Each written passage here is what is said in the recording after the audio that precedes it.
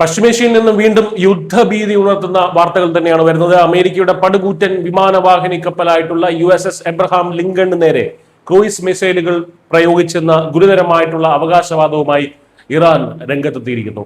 Gulf മേഖലയിലെ സംഘർഷം പുതിയൊരു തലത്തിലേക്ക് കടക്കുന്നതിന്റെ സൂചന കൂടിയാണത്.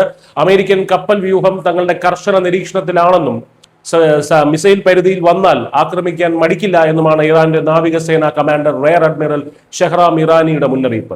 തങ്ങളുടെ ഗദീർ കോസ്റ്റൽ ക്രൂയിസ് മിസൈലുകൾക്ക് മുന്നിൽ പിടിച്ചു നിൽക്കാനാവാതെ പേർഷ്യൻ ഗൾഫിൽ അമേരിക്കൻ പടക്കപ്പലിന് ഗതി മാറ്റേണ്ടി വന്നുവെന്നും ഇറാൻ അവകാശപ്പെടുന്നുണ്ട്.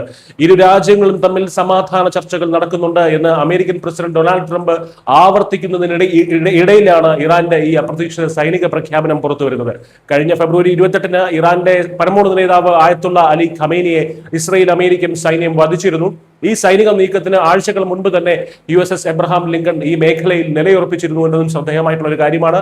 കൊല്ലപ്പെട്ട തങ്ങളുടെ നേതാക്കളുടെ രക്തത്തിന് പകരം ചോദിക്കുന്നത് വരെ സൈനികമായി പിന്നോട്ടില്ല എന്ന ഉറച്ച നിലപാടിലാണ് ഇറാൻ ഇപ്പോൾ.